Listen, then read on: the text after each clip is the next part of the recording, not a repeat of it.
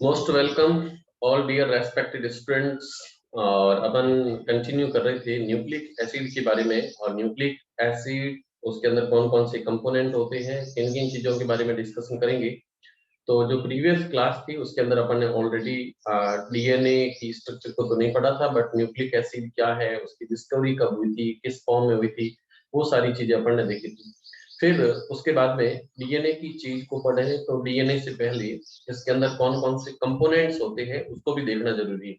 Components, okay. तो बात करेंगे आज अपन डीएनए, और डीएनए के अंदर कौन कौन से इसमें कंपोनेंट होते हैं, कौन कौन से इसके अंदर फ्रैक्शन होते हैं, सभी चीजों को अपन ऑलरेडी देखेंगे आज की सेशन में।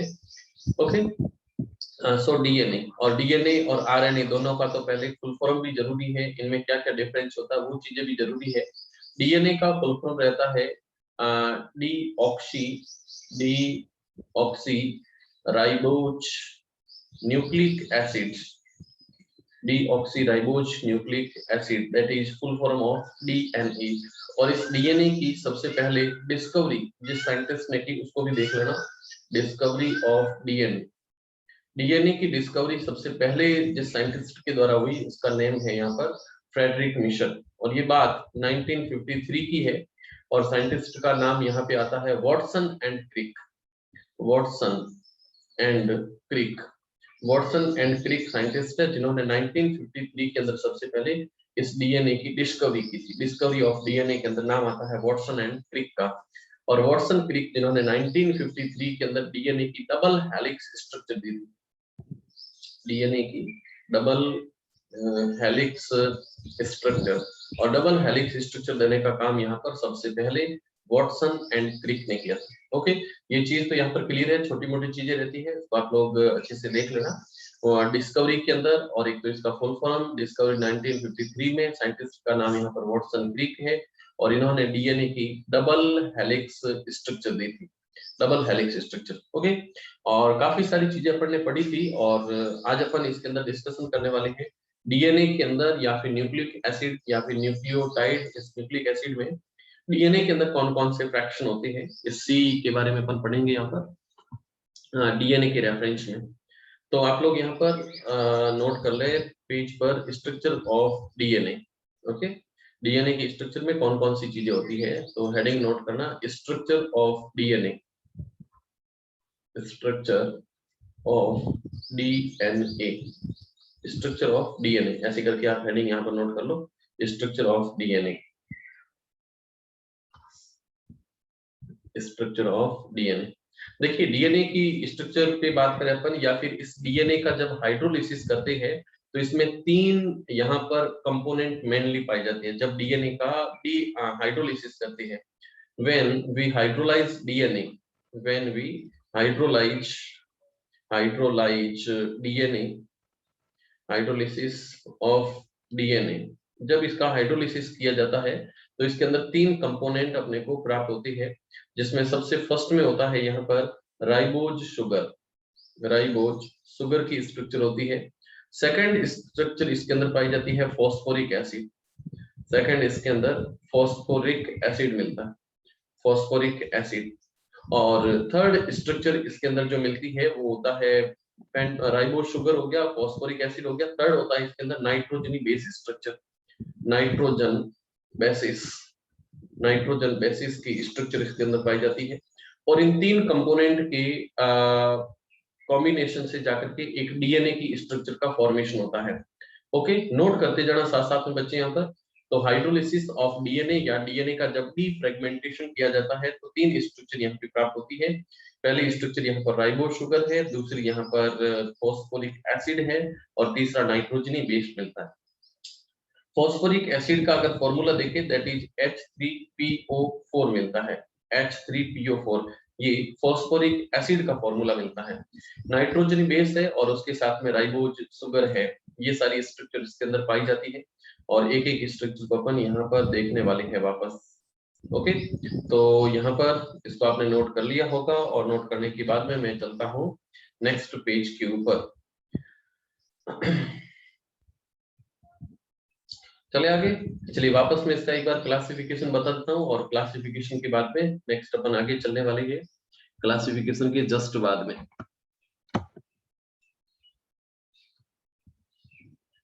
तो नेक्स्ट वापस इसका एक छोटा सा क्लासिफिकेशन देखते हैं।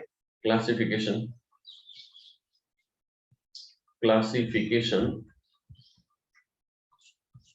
और क्लासिफिकेशन के अंदर देखना यहाँ पर जो न्यूक्लिक एसिड है जिसमें डीएनए और आरएनए दोनों पाए जाते हैं, न्यूक्लिक एसिड, और इस न्यूक्लिक एसिड के अंदर डीएनए और आरएनए दोनों को कंबाइंड किया जाता है, डीएनए एंड आरएनए दोनों को इंक्लूड किया जाता है, that is included nucleic acid which is also known as a genetic material. इस डीएनए और आरएनए की स्ट्रक्चर को अगर देखें तो ये न्यूक्लियोटाइड से बने होते हैं,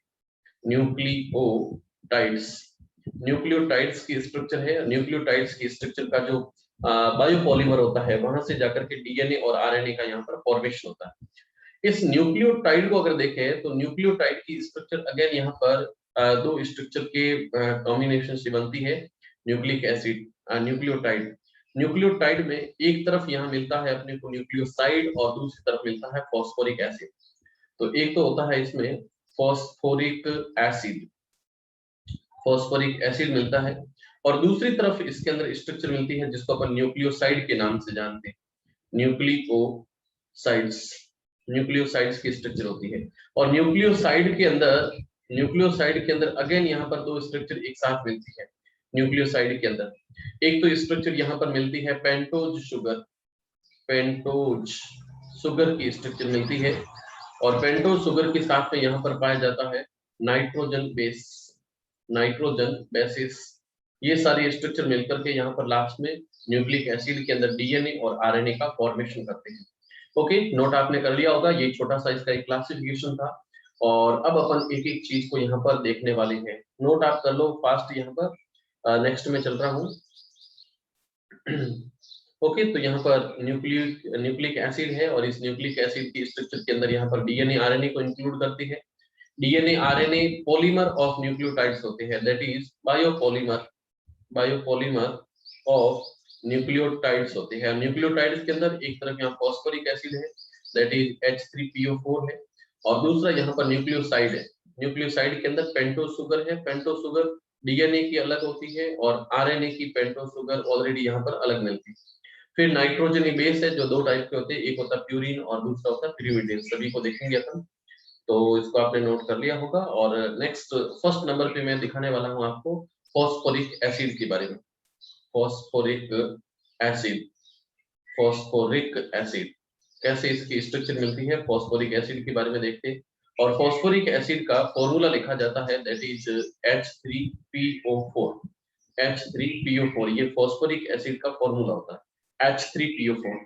क्या होता है फॉस्फोरिक एसिड, लिखना इसके अंदर आगे फॉस्फोरिक एसिड जिसकी स्ट्रक्चर काफी सारी चीजें इसके रेस्पेक्ट में भी रहती है। तो फॉस्फोरिक एसिड के अंदर लिखो इट इज या it form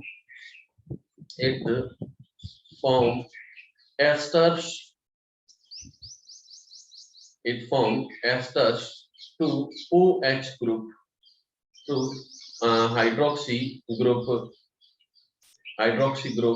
of the sugar to bind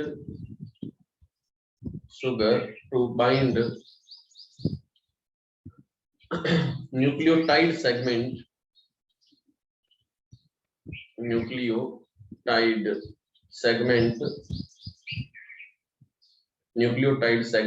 together। देखिए क्या इसका मीन होता है, इसको देखने की कोशिश करना।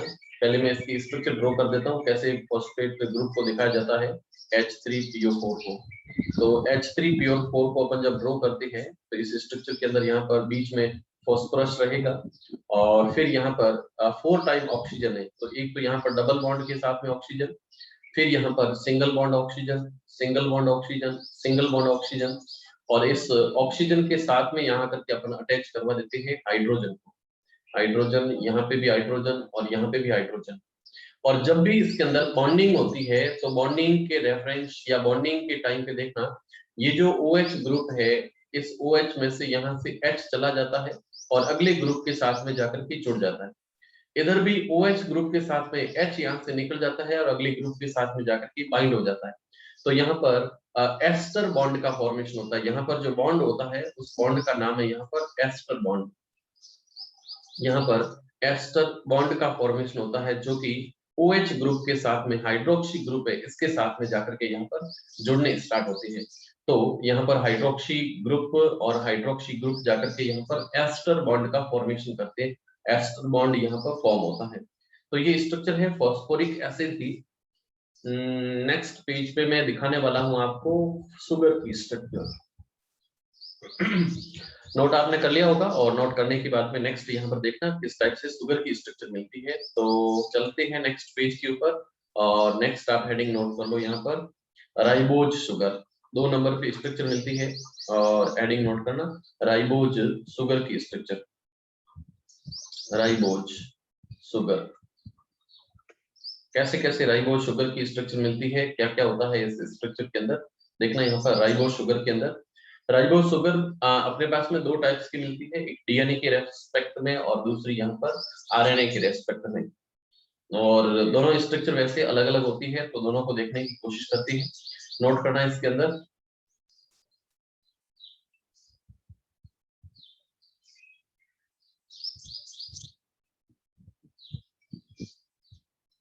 हाँ बच्चे, जो फॉस्फोरिक एसिड की जो स्ट्रक्चर होती है वो दोनों तरफ से जुड़ती है। कार्बन जो फॉस्फोरिक या फिर राइबोज शुगर जो होता है उसका कार्बन नंबर 5 ऊपर का कार्बन नंबर 3 दोनों के बीच में स्ट्रक्चर जुड़ती रहती है।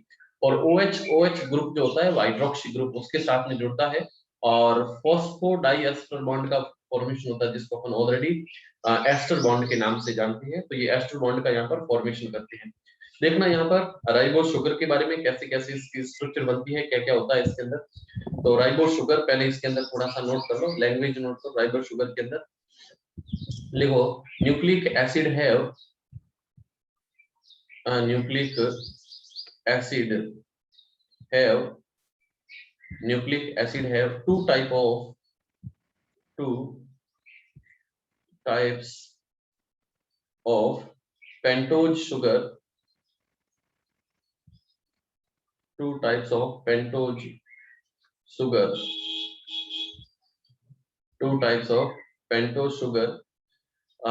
इसके आगे नोट करके लिखना, एक होती है इसके अंदर राइबोज शुगर और दूसरी होती है दूसरी यहाँ पर हो जाएगी deoxy ribose sugar. Deoxy ribose sugar एक होती है राइबोज शुगर और दूसरी होती है 2-डीऑक्सी राइबोज शुगर। 2 स्ट्रक्चर यहाँ पे मिलती है। फिर इसके अंदर अगले पेज पे या फिर आगे नोट करना इसमें इन डी हाइड्रोक्सी या deoxy ribose sugar, deoxyribose on carbon number 2 there are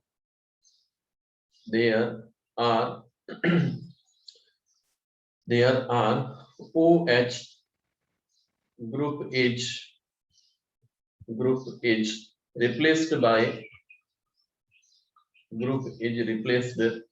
by hydrogen group, then that is known as a 2-deoxyribose group. Then that is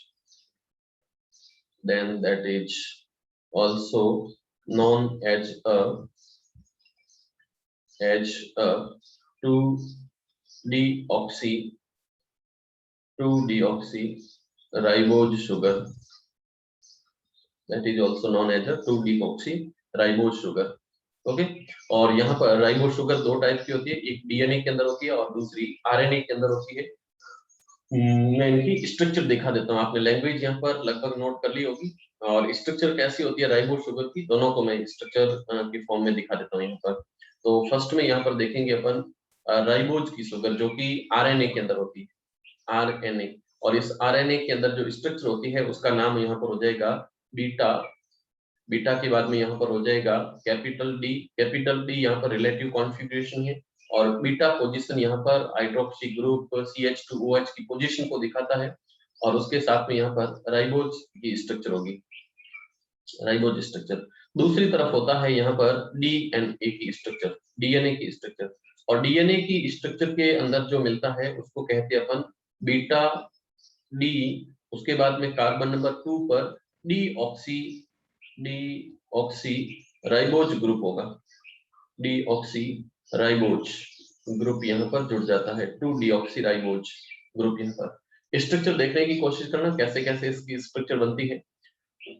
तो सबसे पहले डीएनए के रेस्पेक्ट में जो स्ट्रक्चर बनती है इसको मैं दिखाने की कोशिश करता हूँ।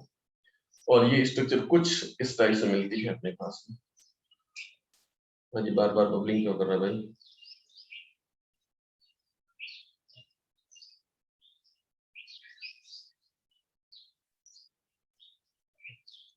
ऐसे स्ट्रक्चर यहाँ पे हो जाएगी। यहाँ पे इसको कार्बन नंबर 1 नाम दे देते हैं और इसके अंदर सारे ग्रुप दिखा देते हैं।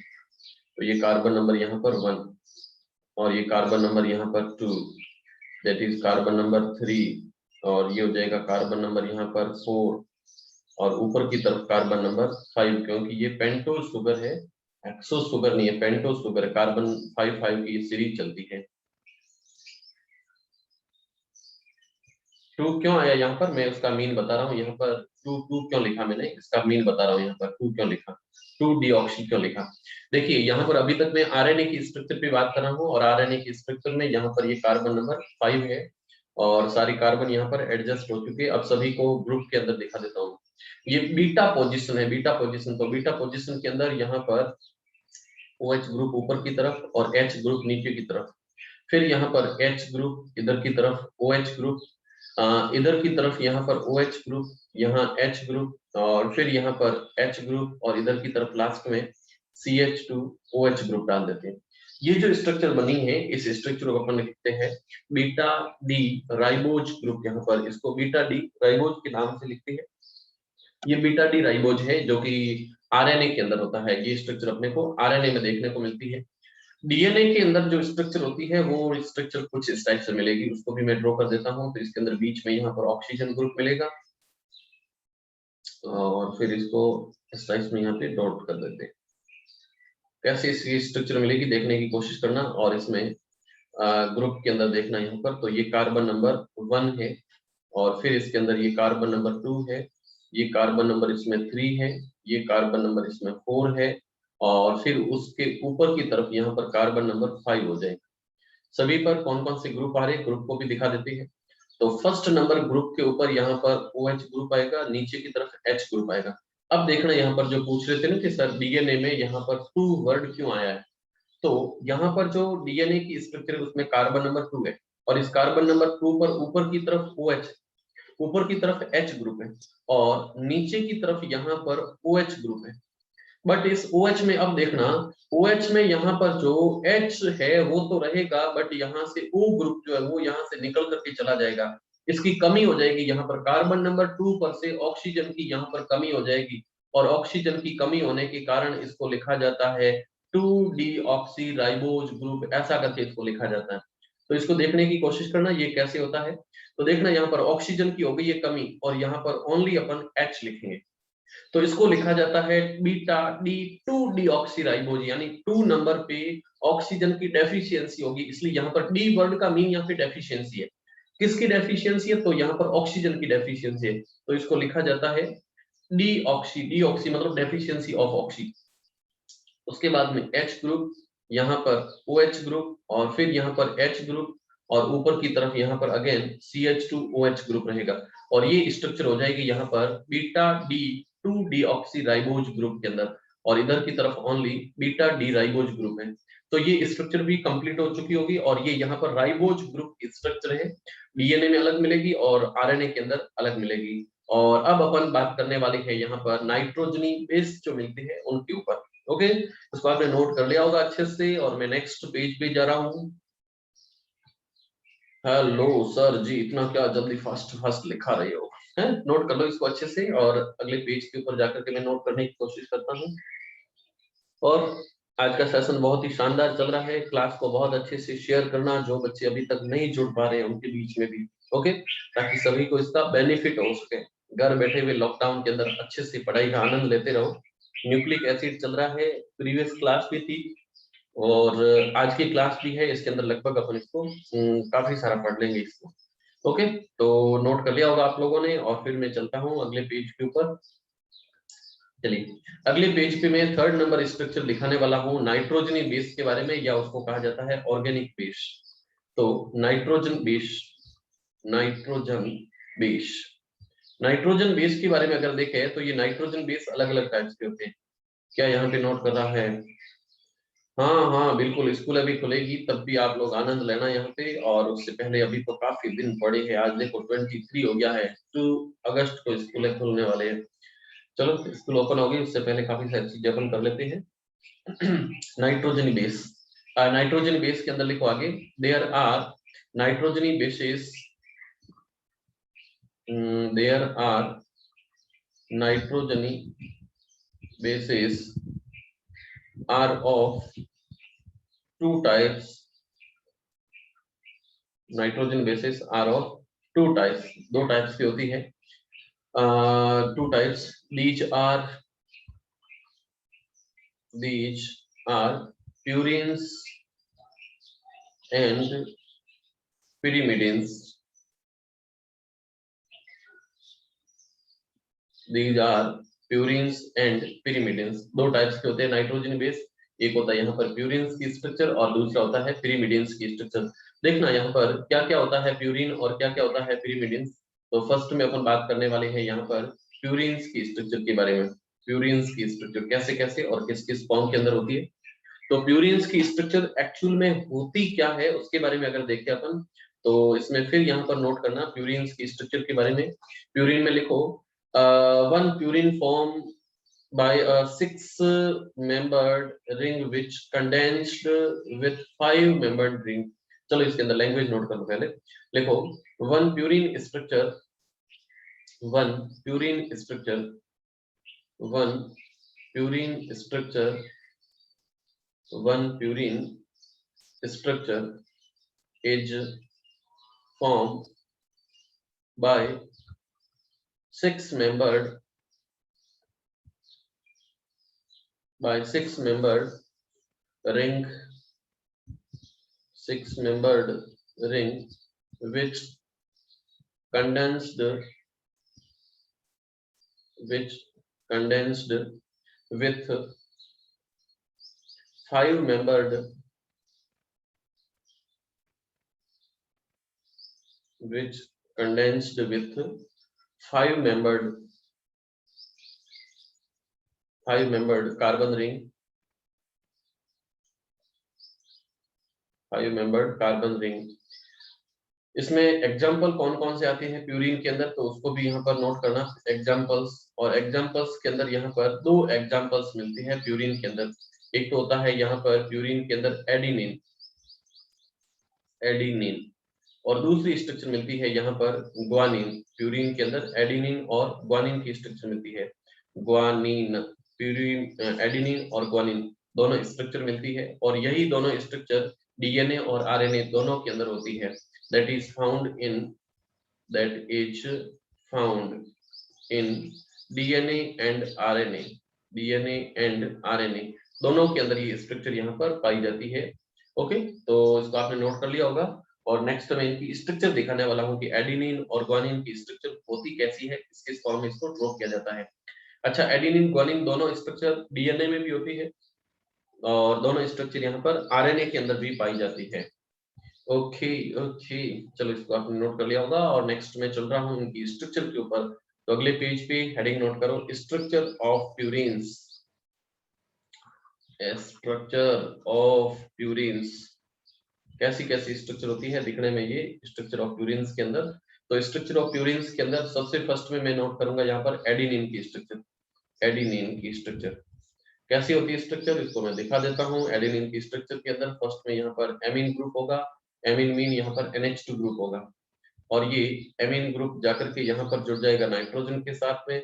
नाइट्रोजन यहाँ पर डबल बॉन्ड के साथ में जुड़ जाएगा यहाँ पर कार्बन के साथ में, और ये कार्बन अपनी वैलेंसी कंप्लीट करके जुड़ जाएगा यहाँ नाइट्रोजन के साथ में। नाइट्रोजन अगेन यहाँ पे डबल बॉन्ड बनाएगा और इस स्ट्रक्चर को वापस यहाँ पे कार्बन, इसको कार्बन यहाँ पे मैच करवा देती है।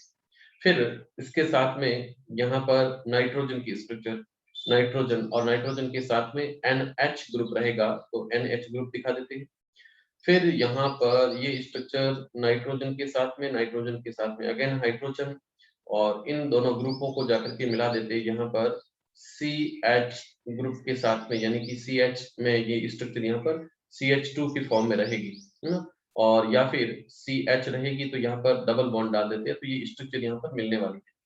और ये स्ट्रक्चर जाकर के यहाँ पर जो बनी है इसको अपन एडेनिन के नाम से जानते हैं, एडेनिन की स्ट्रक्चर है। इसी फॉर्म में यहाँ पर ग्वानिन की स्ट्रक्चर भी मिलती है, ग्वानिन की स्ट्रक्चर ऑफ ग्वानिन देखने की कोशिश करना कैसे यहाँ पर ग्वानिन की स्ट्रक्चर का फॉर्मेशन होता है। ग्वानिन की स्ट्रक्चर के अंदर ऊपर की तरफ यहाँ पर हाइड्रोक्सी ग्रुप मिलेगा, हाइड्रोक्सी ग्रुप के साथ में यहाँ पर मिलेगा नाइट्रोजन ग्रुप, यहाँ पर मिलेगा इसमें डबल बॉन्ड, और फिर उसके बाद में यहाँ पर कार्बन, इस कार्बन के साथ में NH2 ग्रुप यहाँ पर फिर मिल जाता है। फिर यहाँ पे डबल बॉन्ड के साथ में नाइट्रोजन ग्रुप रहेगा, और यहाँ पर अगेन कार्बन, और इसके साथ में भी कार्बन, और ये डबल बॉन्ड के साथ में यहाँ पर जुड़ जाएंगे। फिर इसकी वैलेंसी के लिए यहाँ पर NH ग्रुप रहेगा, NH ग्रुप, इधर की तरफ N ग्रुप रहेगा, और इसके साथ में डबल बॉन्ड के साथ में CH ग्रुप यहाँ पे आकर के जुड़ जाता है, इसके साथ में यहाँ पर CH ग्रुप जुड़ जाता है, और ये स्ट्रक्चर यहाँ पे ग्वानिन की है, और ये स्ट्रक्चर यहाँ पर एडेनिन की है। तो प्यूरिन्स की जो स्ट्रक्चर मिलती है उसमें दो स्ट्रक्चर मिलती है, एक होती है प्यूरिन के अंदर एडेनिन, और दूसरी होती है यहाँ पर ग्वानिन। नोट कर रहे हो आप अच्छे से। और लास्ट में एक छोटा सा पॉइंट आता है, उसमें अपन बात करेंगे पिरिमिडिन्स के बारे में। पिरिमिडिन्स में 3 स्ट्रक्चर पाई जाती है, जिसमें साइटोसिन, थायमिन और यूरेसिल की स्ट्रक्चर होती है। यूरेसिल की structure only found in RNA, and when RNA convert into DNA, then thiamine replace uracil. Okay, जहां जहां पे यूरेसिल होता है वहां पे आकर के थायमिन ऐड हो जाता है, वहां पर आकर के कनेक्ट हो जाता है, तो ये स्ट्रक्चर उसके अंदर मिलती है। तो आपने नोट कर लिया होगा, तो मैं नेक्स्ट स्ट्रक्चर ड्रॉ कर रहा हूँ, structure of pyrimidines, structure of pyrimidines. तो हेडिंग नोट करना आगे, structure of pyrimidines, structure of pyrimidines कैसे होती है स्ट्रक्चर, इसको देखने की कोशिश करना यहाँ पर।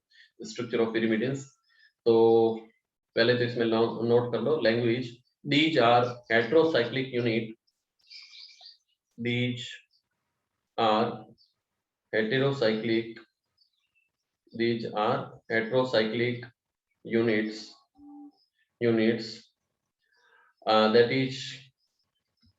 that is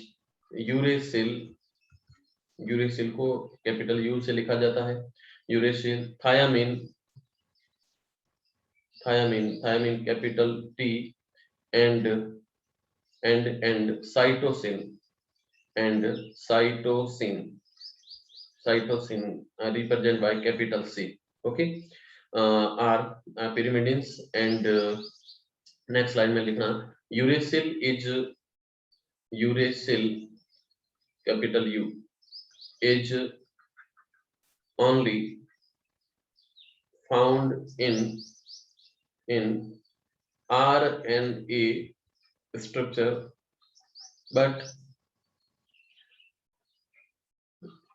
on the place of uracil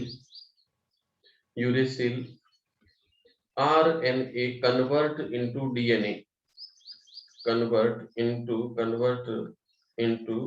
DNA, then thiamine replace uracil. Okay, तो जब आरएनए होता है तो इस आरएनए के अंदर यूरेसिल होता है, और जब ये कन्वर्ट होकर के डीएनए का फॉर्मेशन करता है तो डीएनए के अंदर जहां जहां पे यूरेसिल होता है वहां पर थायामीन आ जाता है। तो ये इसके अंदर थोड़ा सा बेसिक यहाँ पर डिफरेंस रहता है, और इसकी स्ट्रक्चर कैसी कैसी होती है उसको मैं दिखाने की यहाँ पर कोशिश करता हूँ। चलो आपने इसको नोट कर लिया होगा लैंग्वेज को, और स्ट्रक्चर कैसी कैसी होती है उसको मैं दिखा देता हूँ यहाँ पर, साइटोसिन, थायामीन और उसके साथ में यूरेसिल की स्ट्रक्चर। ओके, नोट हो गया यहाँ पर? सर रुक जाओ। ओके, हो गया। चलिए, तो नेक्स्ट यहाँ पर स्ट्रक्चर अपन ड्रॉ करने वाले हैं, केमिकल स्ट्रक्चर कैसे कैसे दिखती है। तो सबसे पहले स्ट्रक्चर ड्रॉ करेंगे अपन 1 नंबर पे साइटोसिन की। साइटोसिन की स्ट्रक्चर, साइटोसिन कैपिटल सी।